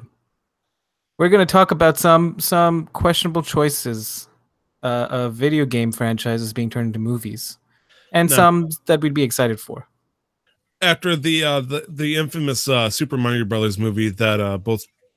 I'd like to say I got introduced to that by my best friend Brandon, and man, what a time to be alive to have a movie like that coming into existence. And there's been a lot of questionable choices where, like, have people actually played the games to understand what the story of the movie should be about? Like, for example, never. I can guarantee you that a lot of the directors and writers for these movies have no idea what the fuck they're doing because they've not played a lot of these things. Admittedly, I don't remember what the name of the director for the Resident Evil movie franchise is. He pretty much looked at the very beginning, got 5 keywords: Resident Evil, umbrella, and zombies. And, right now, let's just slap on a hot woman on top of it, and then we'll make everything better. And bless Milla for hopping back, make an appearance later. And after that, even the director admitted. He had no idea what the story of it was supposed to be out, and so he just went to make his own storyline, and it's just hilarious that it went that way. Paul Anderson is his name, Paul Anderson, who actually his wife is now Milla. Is it Jovovich? Yeah. They are now married. I think they were just together, kind of, sort of, like in the beginning of the Resident Evil, but by the end, they hooked up. So good on them. So before we get started here, a comment from my end: Warcraft movie could have been better. So I'm not a Warcraft person whatsoever, but I did thoroughly enjoy. I was entertained start to finish throughout that movie. So I'm curious as to your take. I'm curious as to your take on whether that could have been better, or it was what was your take on that movie? When it comes to the Warcraft movie, my main concern is when people think of World of Warcraft, they think of the later expansions. They don't think of the very original vanilla, at least the people I talk with. I mean, this was a movie that was catered out to the super, way back when crowd. And I think they picked a timeline that they could have chosen better. I mean, it's a good point in the movie. It delivers a good plot, but they could have just as easily focused on, for example, the story of Arthas and Wrath of the Lich King and all that stuff. That to me would have been a lot more interesting of a movie. Or even Cataclysm. Cataclysm was kind of weird, but that would have worked too. Or Mists of Pandaria, the focus on Pandaria, traveling and facing off against the conflict between the Horde and the Alliance, which was much more prevalent and developed at that time. Now this is coming from somebody who's extensively played World of Warcraft and been a big part of the Warcraft franchise. How does the story that they put out of the movie fit for somebody who's got no experience or whatever, no knowledge? Was that are these other storylines easier to digest, or are they a lot more complicated, or was this good enough for a beginner? Well, if you've, for example, played next to nothing of World of Warcraft and you went to saw this movie, first, as a person who's spent, I would say, well over 100 hours into the lore of World of Warcraft. I looked into a lot of shit. I want to everything. Since you have to accept that they picked this point in the story and chose to narrate it, I would say that they did a fantastic job. A lot of people are like, oh, who's this person? Oh, who's this person? A lot of people didn't understand the importance of Gul'dan, the warlock-looking orc motherfucker. They see spikes coming out of his back. He has evil-looking eyes. hey, he's evil. That's all you need to know. He's plotting. He's devious. And also with Medivh. Medivh in the beginning, he looks all good, he's all friendly, but by the end of the movie, he becomes possessed by the spirit of Sargeras, and he turns, evil of sorts. And so you have that huge fight in Medivh's tower there, and it's like, oh, he's doing weird things, he must be evil now. And it's like, okay, that's all you need to know. But then there's certain conflict and points where people are trying to understand what side of the story should I, respect and enjoy. But I feel like they explain it in such a way that they didn't want to burden everything with like details like a son of a bitch. They kept it simple in such a way that everybody could have enjoyed it.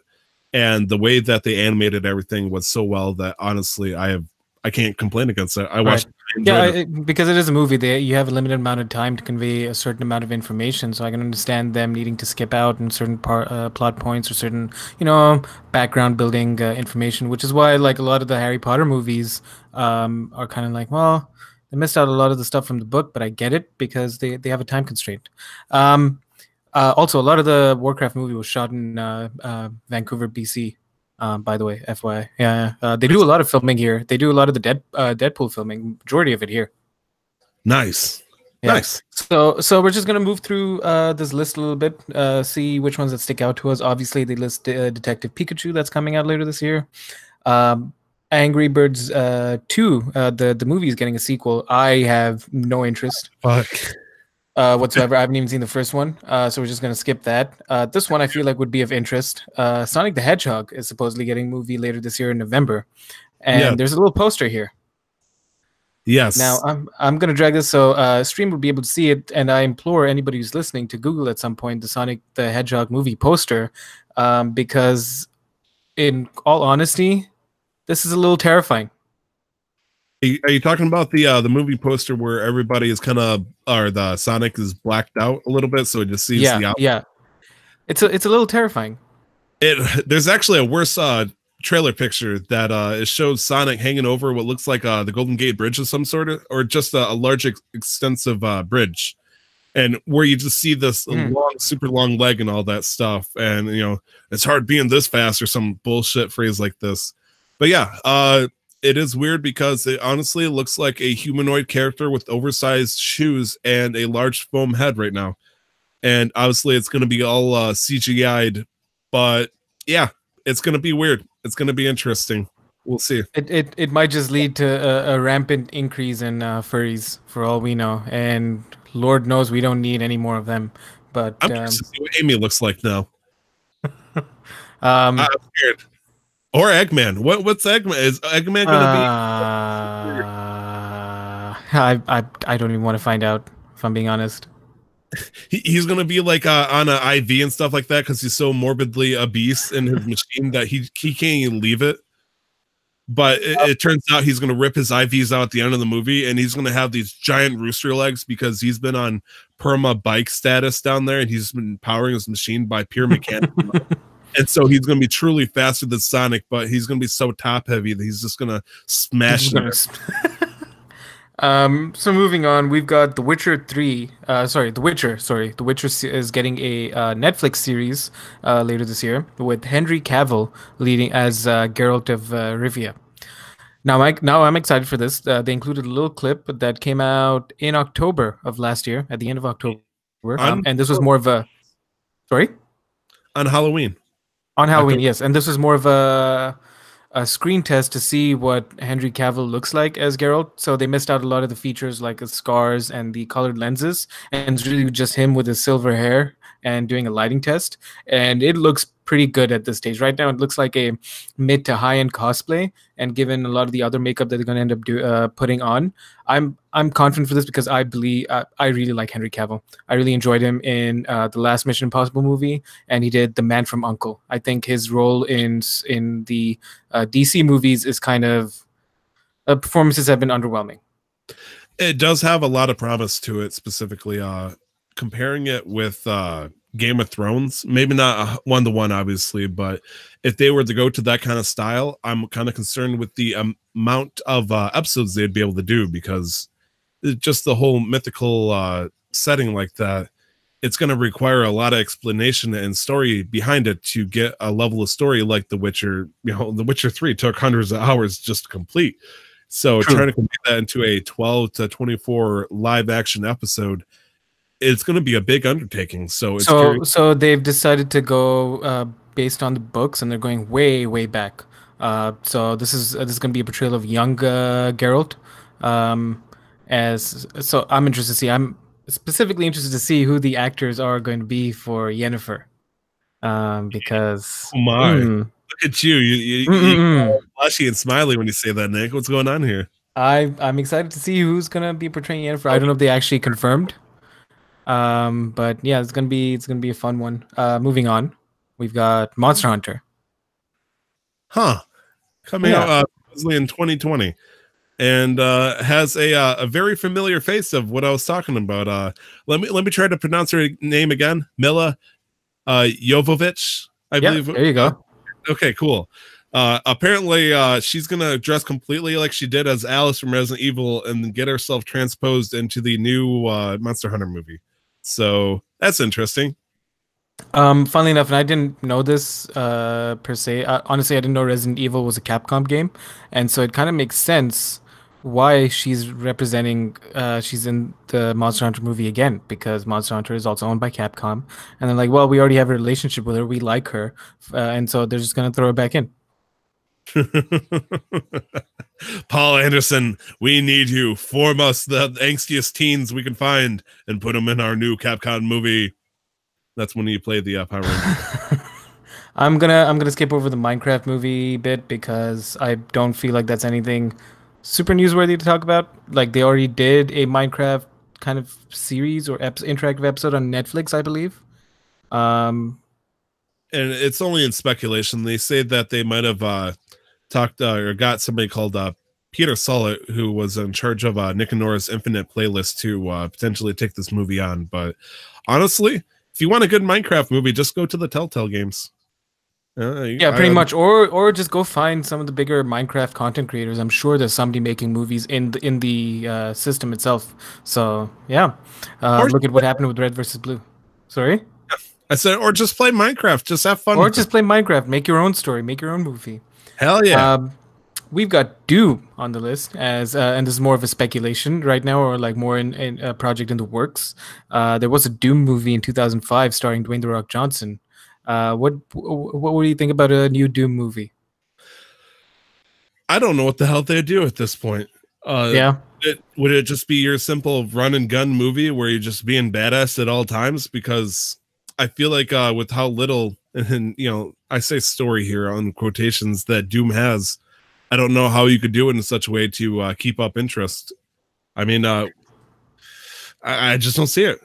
That's fair. I feel like you'd have to sit and think about why you're making the movie first. So if we think about movies such as Pacific Rim, the story there is very simple, very much to the point. You've got these big monsters invading. You've got two pilots piloting a big fucking robot. Fight.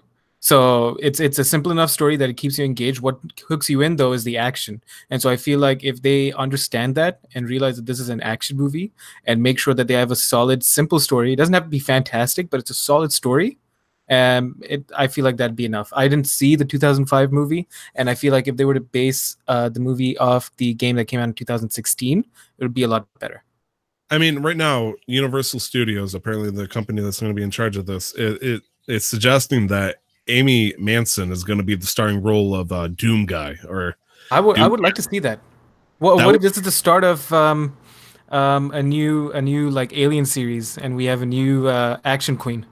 Have you seen the movie Venom? Yes. Do you remember the one section where the female protagonist gets the yes, the symbiote. Yes, the Rule 63 Venom for a moment there. Just that kind of like power play being subverted like that would be so interesting that I would love to see it done in different ways. This would be an interesting way of seeing that happen. Instead of having the super male power fantasy, let's give a nice empowered woman to do something like this as just as badass. Yeah, no, I think that would be interesting. So I was watching, sidetrack a little bit. I started watching the new season of The Punisher that's on Netflix. and the first episode has Frank Castle fight against a bunch of different assassins, and a couple of them are women. And to, to see some women get the shit kicked out of them on a completely equal setting because he doesn't give a fuck and he's defending another person was something else. It was refreshing. Hmm. You know what I mean? Because you'll often see where it's like, oh, I'm getting attacked by a woman, but I'm gonna like knock you out or like restrain you because I don't want to hurt you. He doesn't give a fuck. He goes and stabs one in the chest. It was fantastic. Nice. As Batman would say, justice doesn't discriminate. I don't. Does he actually say that? I do believe he does. He says that at some point in one of the comics. I'm Batman is another thing he says. So I mean, it just seems like it'd be obvious. Any other ones that you want to give a shout out to? So going down the list, we've got Call of Duty. It's probably going to be a standard American war movie. We don't need to go into that. Tom Clancy's Division, another presidential, like, what do you call it, post-apocalyptic movie. It's kind of been done before. Sleeping Dogs. This is not a game that I'm familiar with, or at least, yeah. Do you know anything about this game? Yeah, Sleeping Dogs. It was a. It felt like Infamous to me, except instead of having superpowers, the focus of the game was to. Wait, I might be getting mixed up with Watch Dogs now. Now I'm heavily concerned.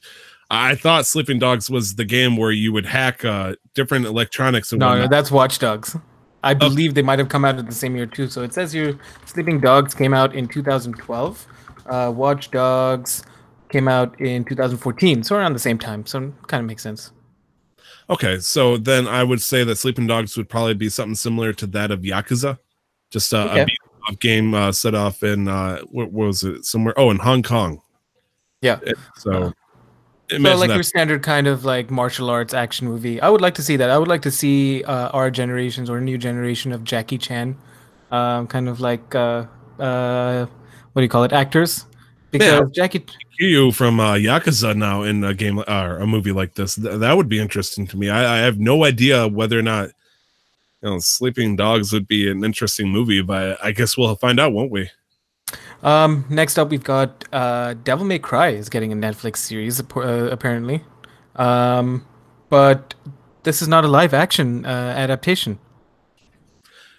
Oh boy, do I see this right? Executive producer Ari Shankar, the guy who worked on fucking Castlevania. This is a 2D adaptation of Devil May Cry, so I think this is probably the one with the most promise on our list. Nice. Hell yeah, Capcom has been doing some fucking work. Look at them. Wow, yeah. I mean, Castlevania on the Netflix series was just like top of the game, like wonderfully good. And so this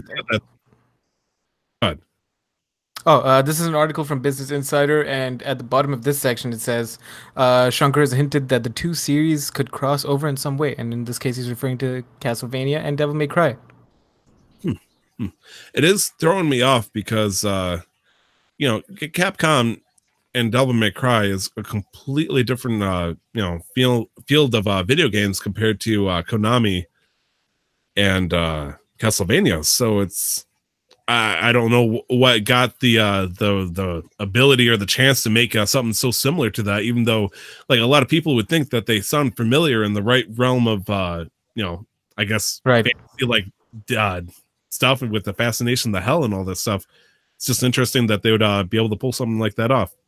That's awesome though. I'm glad that they were able to do something like that. They also suggested that the two series could potentially cross over in some way. It would be interesting to see Dante come over and hang out with oh crap, what is his name? Belmont. Mm-hmm.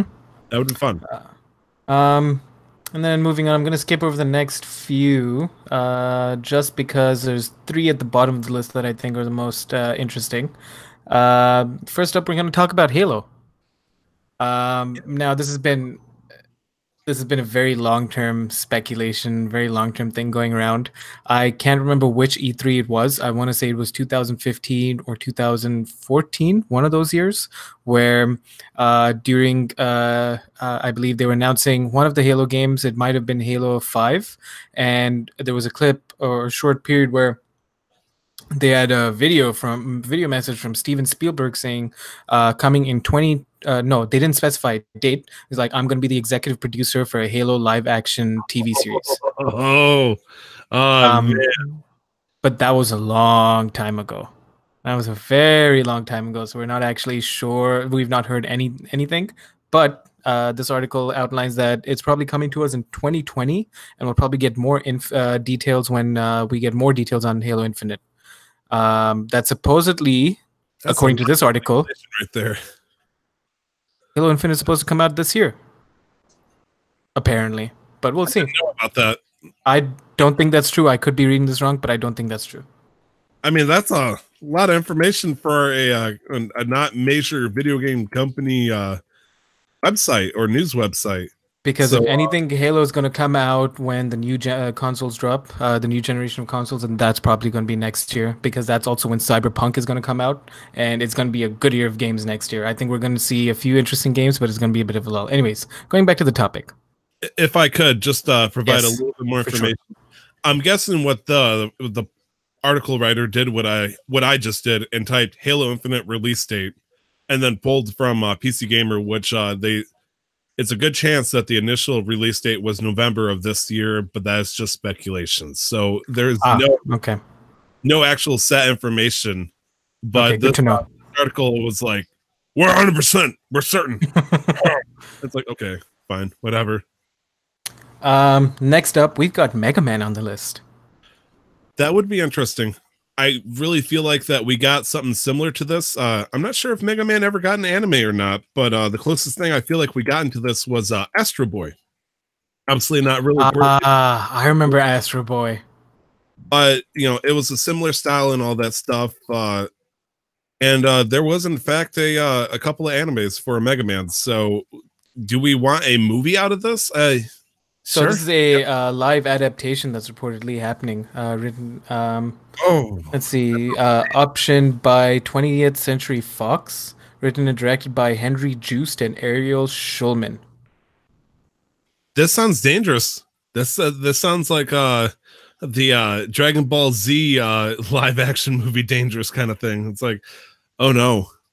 Though I don't know how old this report is. 20th Century Fox, as you know, went through massive overhaul recently. I don't know if the deal's been finalized yet or not, but a majority of its assets have been acquired by Disney. Yes, that is also very true. You're right. So if it is a Disney-made movie, maybe the prospects are a little bit higher. Maybe it's still scary. Just the words live action in general. Just like when it comes to Mega Man, just keep it CGI or cartoon. I mean, we got the anime. I think it's called Mega Man NT Warrior or something like that. Just leave it alone. Just leave it be. But there's going to be somebody out there that probably says Mega Man movie. Do we need it? No. No. People still want it. Probably. Maybe. People want money. That's all that matters. So they're paying for it, and people will. If the executor in charge of this project hears enough drunk college students under an umbrella drinking, mimosas or something, saying, it'd be cool, Mega Man movie. He's like, I have my vindication. Jump the millions. Comment in my end says, like there's reportedly rumors about people wanting to make a live action Naruto. Plenty of that. They've just been all cease and desist by a bunch. No, I mean it would be a Japanese movie for sure. But like think of what happened to live action Death Note, live action Full Metal Alchemist. Dragon Ball Z live action.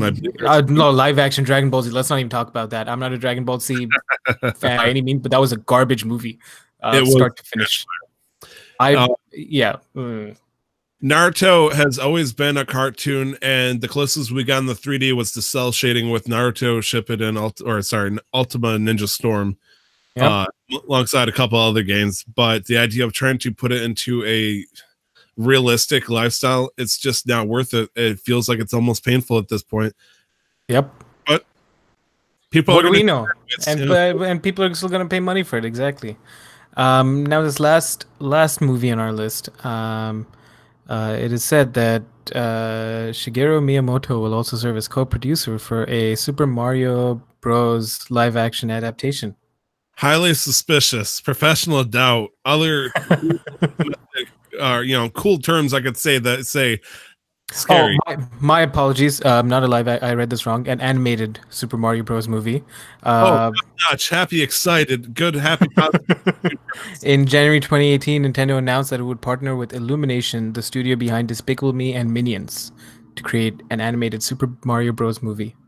Now the question is, when they say animated, do they mean cartoon animated or CGI animated? Because Well, most likely whatever style Despicable Me and Minions are, so CGI. CGI for sure. Okay. And I feel like that would make sense because, look at the recent Super Mario, any kind of Mario games. So I don't feel like it'd be too far out of place. Mario had to work with fucking Rabbids last year. Do you think he's gonna fucking see Minions coming up soon? I hope not. I think that's too much of an ambitious crossover that I don't think Nintendo would allow. I also want to point out that this announcement by Nintendo was over a year ago in January 2018. So we have not heard any further news about this. So the chances of this coming to fruition without any minimal. Yeah, very unlikely. But maybe they had a talk, at a table and had lunch one day and then just kind of, left it there. And, as an open offer, we'll see what happens kind of thing. So, I mean, this whole article is just a basket full of possibilities. Some of them more likely than the rest of them. Some of them scarier for sure. Very scary. But that's pretty much all the movies we had. And Tyler, do you want to tell us what kind of games we're expected to see in the next week? Oh yeah, we got 3 big titles coming up. The first one is Senran Kagura Burst RE semicolon Newell. So Senran Kagura Burst Renewal. Haha, it looks like Japan has won over us again. They're so smart. Coming out January 20th for the PS4 and PC. It's technically a remake. It's on the 22nd, which is a Tuesday. On the 24th, which is going to be Thursday, is Smite. Smite has already been out on most all their consoles, most notably the PC, but it's coming out for the Switch this Thursday. And lastly, and this is probably the biggest one, on Friday, January 25th, we're going to have Resident Evil 2, the remake for it, coming out on January 20. Oh, I already said that. For the PS4, Xbox One, and PC. Now, this is going to be the full-on remake, and it is, in fact, not going to cost, $20, $30 like a lot of other remakes have been coming out. This is going to be a full $60 game. Mm-hmm. Do you think that's if they remake a game from scratch and they post it out on the modern day systems, do you think it should be $60? If they've done significant work, sure.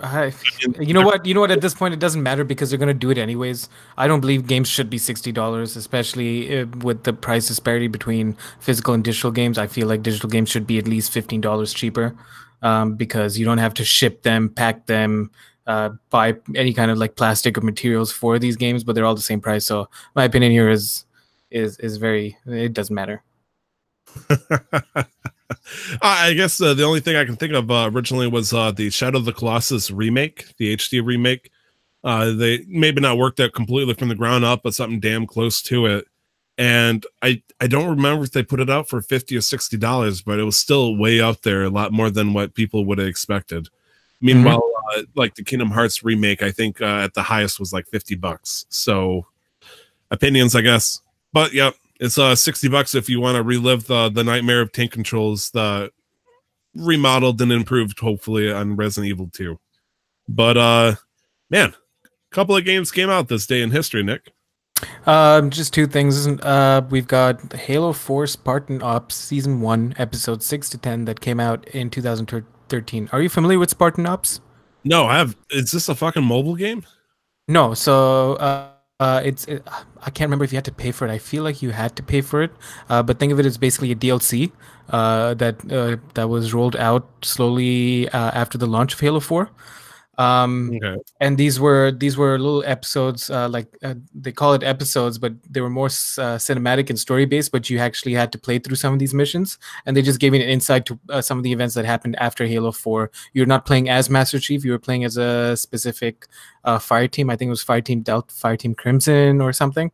And so it goes through some of the events that happened post Halo 4 to sort of give you more. Give you more lore as to, into the universe and what's happening, and they set up a few things for Halo 5. So yeah, that was Halo 4 Spartan Ops Season 1, Episode 6 to 10. Then this is a pretty big game, I think. Not a game that I played, but I feel like a game that we should appreciate. Metroid 2, The Return of Sheamus, came out in Japan on this day in 1992. I'm sorry. Could you repeat that title one more time for me? Metroid 2, Return of Sheamus. Is there a joke here? Are we trying to have a laugh here, Nick? Or is this... Samus? Samus? Okay. Did you say Seamus? Is this just maybe a regional thing? No, that's okay. I see that there's no age. Like that's the only thing. That's the only kind of name that makes sense. Samus doesn't make sense to me as a name. No, that's perfectly understandable. Like Seamus would make sense if it was like SEAMUS or something. Yeah, like that. yeah. No, I didn't see that. You're correct. Yeah. Okay, I'm sorry. I thought you were still like, are you trying to shame Samus? It's like what the No, I would never. Metroid looks dope as fuck to play, but I just would never play it unless there's a new one. Yeah, Metroid 2 Return of Samus came out this day 17 years ago in Japan. There's another game I'd like to give a shout out to. Sure, let's go for it. It came out for the Nintendo DS and over in 2008. This game is now 11 years old. It is, I believe, the second or third game of the series. Advance Wars: Days of Ruin came out this day 11 years ago. A very popular turn-based battle tactics kind of game, almost similar to Fire Emblem, except it was more machine-based. And okay.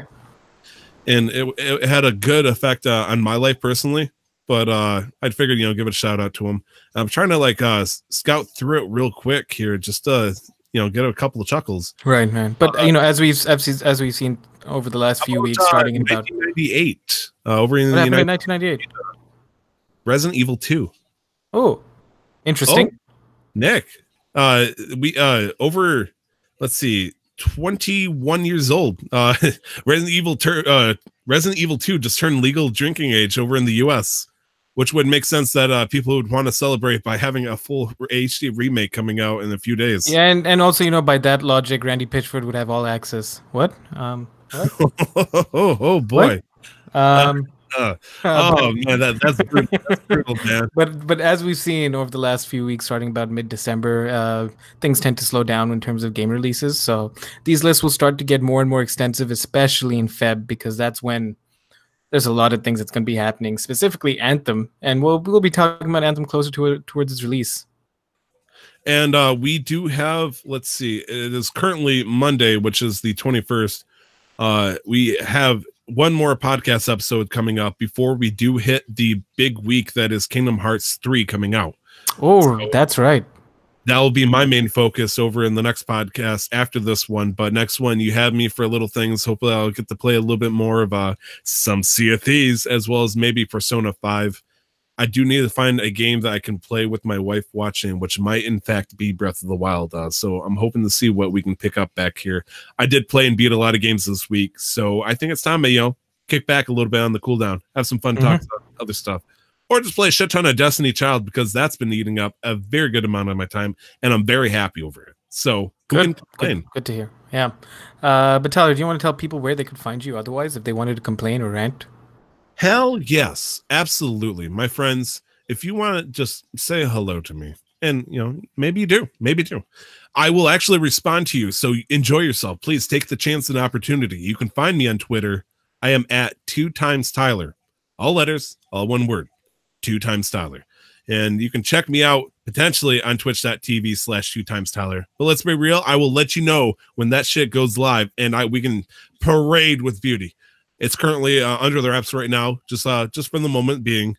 However, Nick, you are the professional go-to streamer of Casual Master Quest. Where can we find your work? #DeadStreamer, by the way, but you can find me on Instagram and Twitter at LRWarrior11, or you can find me on my Twitch at twitch.tv/LRWarrior11. You can find us of Casual Master Quest at MasterQuestPod on Twitter, or you can email us any questions, comments, or concerns at casualmasterquest@gmail.com. Fantastic. Any final words, thoughts, words of wisdom for our lovely listeners? Nope, but you should try out the 3DS game that they did the remake of Metroid 2: Return to Shamus. Or Return Okay. of Shamus, pardon me. I don't want to get that wrong. Okay. Did you just say Seamus? Yes. Yes, I did. Okay. Okay. Okay, cool. Thank you very much for listening. Have a good week, and don't forget to never stop the grind. We'll see you guys later. Bye-bye. Bye. Are you mad at me, Nick? What's going on here about the Shamus bit?